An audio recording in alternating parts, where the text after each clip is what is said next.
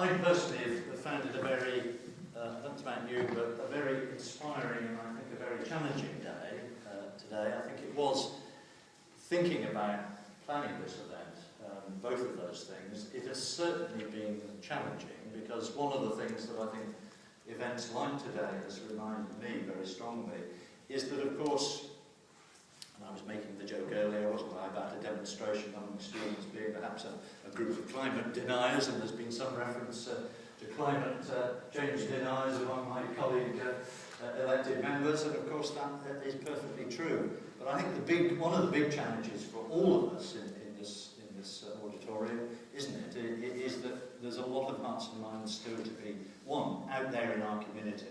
So I think that's certainly a task I will be taking away with me personally, and I hope you will also take away with you, that there is a big task in terms of winning some hearts and minds. Of course there is to be a very big challenge about how best that's achieved. Are we appealing to people's enlightened self-interest, or are we appealing to their sense of moral responsibility about future generations, or how do we best do that?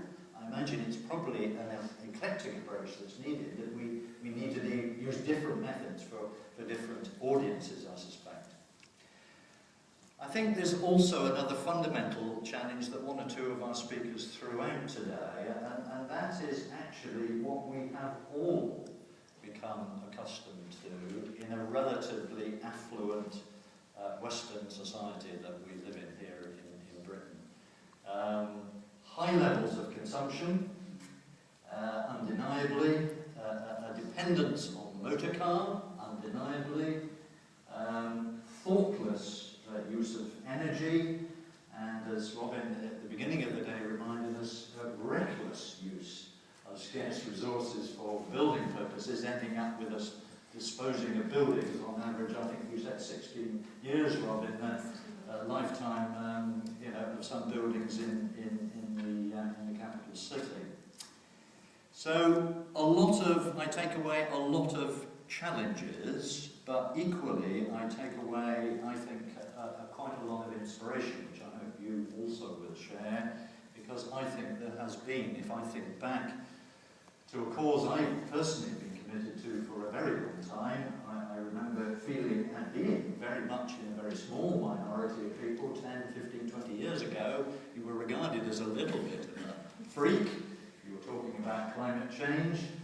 My goodness, things have changed, haven't they? We've still, I agree with Mike, a long way to go, but I think nevertheless we have come a long way, and I think what we've heard today certainly reminds me that there's an enormous amount of very good work going on in Lincoln and in Lincolnshire, and some progress is being achieved. The pace of the application of new technology alone, and we've heard quite a bit about that this morning, and I think the sheer creativeness, frankly, we hear a lot about British creativeness. I mean, there is an awful lot of real creativeness going on in the business sector and in universities like this one, and local government as well, that is turning our minds in a creative sort of way to how we can resolve this problem. I think it's been, certainly for me, and I hope for you, a thoroughly absorbing day. Undoubtedly, what will be in your minds is well, what next? We saw this conference as very much the beginning of a significant journey, both with the City Council and all of its partners. We very much hope that we will be able to, as an outcome for today, see everybody sign up to some sort of charter. We had a sort of mock-up of that charter outside in the foyer. We will certainly, I think, want to be in touch with you to see whether we can gain some momentum from today's event to get people to sign up. I know there's in at least one of the workshop groups there was some discussion about memorandum of understanding, so we can flesh out the general principle that's contained in the charter, and certainly some sort of carbon target would be very good for us to try and agree on if we can. And I'm thinking, as I said at the beginning of the day, that we might create some sort of forum. I'm not in favour of perhaps setting up a new bureaucratic organisation, but at least a sense in which There is means by which we work actively together. And quite what form that will take, whether it be a kind of virtual forum whereby we keep in touch with through a website or through email, or whether it might also be necessary to support that by an actual meeting of a few representative people from today's audience to see how we can take this forward, because this is a critical agenda. It's certainly one of the City Council's top priorities, and I intend to see that it remains so for the foreseeable future. And I just want to finish by thanking, first of all of our really excellent speakers. I think we've had some outstanding contributions today. Also to thank all of our workshop facilitators who worked hard to bring the best out of the workshops.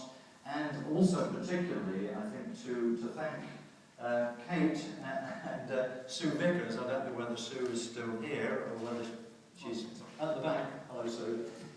Who works with me at the City Council, who's supported Kate in all the excellent work that's gone on to make today possible. So thank you, Kate, and thank you, Sue, and to others who I know have helped as well. And so that all remains for me to say that we shall be in touch. Thank you very much for being such an excellent conference audience. I thoroughly enjoyed it, and do have a safe and very green journey home. Thank you very much.